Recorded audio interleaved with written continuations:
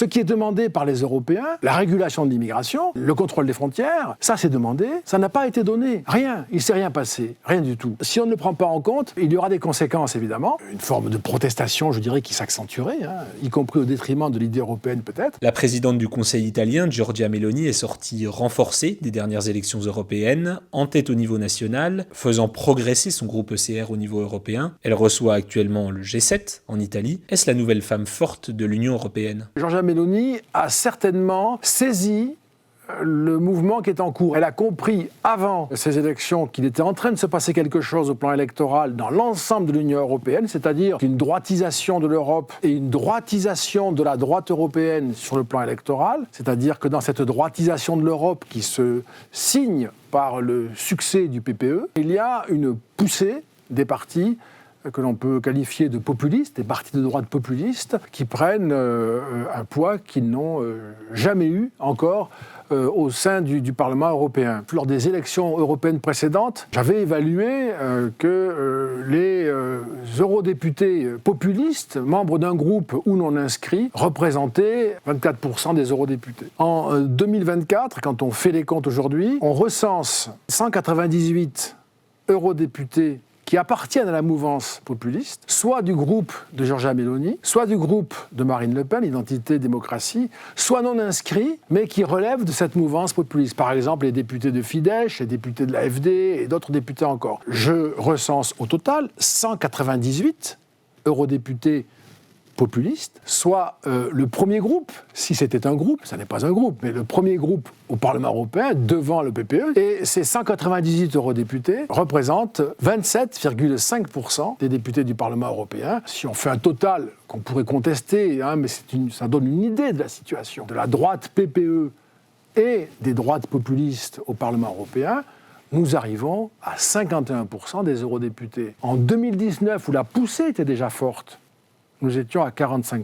Je crois que Giorgia Meloni a anticipé ce mouvement, qu'elle s'est préparée nationalement et à l'échelle de l'Europe, en faisant évoluer son parti Fratelli d'Italia, en accélérant son européisation, donc l'acceptation de l'euro, de l'Europe bien sûr, de l'OTAN, et même de politiques modérées, européisées en quelque sorte, en matière d'immigration, etc. Elle l'a anticipé et maintenant, elle est en mesure d'en recueillir les fruits. Cette récolte sera plus ou moins fructueuse selon l'interprétation que le PPE, je crois principalement, fera de cette situation. Ces 51% que vous évoquez à titre indicatif, peuvent-ils se convertir en une majorité et donc une alliance inédite de droite au Parlement européen ? Les 51% d'eurodéputés de droite, PPE, ECR, ID, non inscrits mais populistes, c'est un chiffre qu'il faut connaître, qu'il faut prendre en considération, qui reflète la situation politique, en gros les choix électoraux des Européens. Mais évidemment, ça ne peut pas constituer un groupe,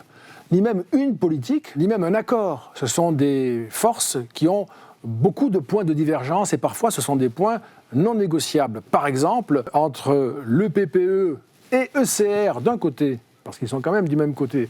Et de l'autre côté, le groupe ID et quelques dizaines d'eurodéputés non inscrits. La question russe, si je puis dire, la question du soutien à l'Ukraine, est un motif d'incompatibilité. Le PiS polonais ne peut pas travailler avec le Rassemblement national ou avec la Lega italienne en raison de la question russe. Il y a des sujets sur lesquels c'est impossible de s'entendre. Il ne faut pas donc tirer de ce chiffre 51% l'idée qu'il y aura une majorité de ce type au Parlement, ça ne se produira pas. Mais premièrement, on ne peut pas ignorer ce qui vient de se passer électoralement parce que c'est quand même l'esprit des Européens qui s'est exprimé, leurs inquiétudes, leurs attentes, etc. C'est le résultat de cela. Et donc c'est un mouvement très fort, inédit, dans ce qui a provoqué cette poussée populiste. Il y a au moins deux grandes dimensions, une grande décision et une absence de décision. La grande décision, ça a été le pacte vert, le Green Deal. L'Europe a montré qu'elle était capable d'être déterminée, puissante, efficace, puisqu'elle a créé beaucoup de contraintes pour les Européens, mais le Green Deal n'a pas été demandé. Moins de 10% de votes pour les écologistes en 2019 ont donné le Green Deal. Ça n'a pas été demandé. Ce qui est demandé par les Européens, la régulation de l'immigration, le contrôle des frontières, ça c'est demandé, ça n'a pas été donné. Rien, il ne s'est rien passé, rien du tout. Si on ne le prend pas en compte, il y aura des conséquences évidemment, une forme de protestation, je dirais, qui s'accentuerait,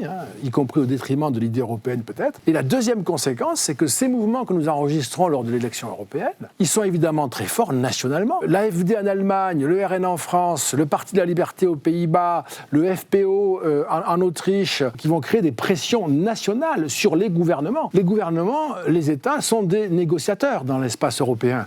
Et ce que vous ne voulez pas avoir au niveau du Parlement européen, vous ne pouvez pas éviter de le considérer si les pays qui font l'Europe évoluent dans le même sens. Donc on ne peut pas simplement dire, écoutez, ce qui s'est passé au Parlement européen, c'est une sorte de grand sondage, et on continue comme avant. Je vois bien que c'est une tentation, elle serait, je crois, problématique, pour ne pas dire désastreuse dans ses conséquences. À la veille de cette 10e législature, diriez-vous que ce scénario inédit place l'Union européenne face à son plus grand défi politique ? Entre 1979 et 2019, vous mettiez ces deux partis ensemble, PPE et Sociaux-démocrates, et vous avez la majorité. Depuis 2019, il en faut 3. On a ajouté Renaissance. Mais Renaissance est en difficulté. On avait aussi, de temps en temps, ajouté les écologistes. Ils sont aussi en difficulté. Je considère que les élections européennes de 2024 sont des élections historiques. La raison tient au fait que, par toute une série de causes que chacun peut voir, la guerre en Ukraine, les pandémies, les crises financières, les géants du numérique américain qui ne font que peu de cas de nous, les flux migratoires, il y a toute une série d'entités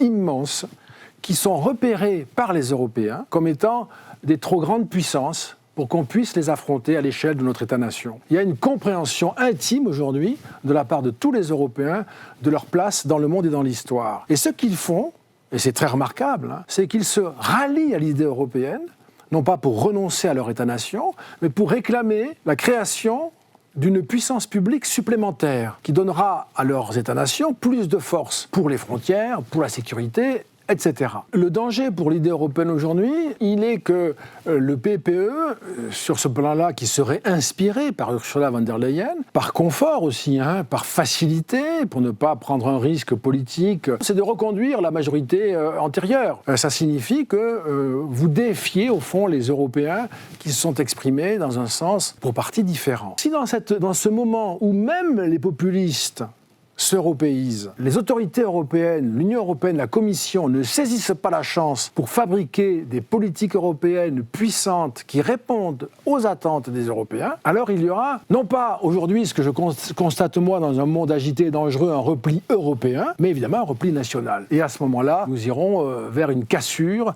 de ce qui est probablement, sur le plan politique, la dernière chance des Européens dans un monde aussi dangereux.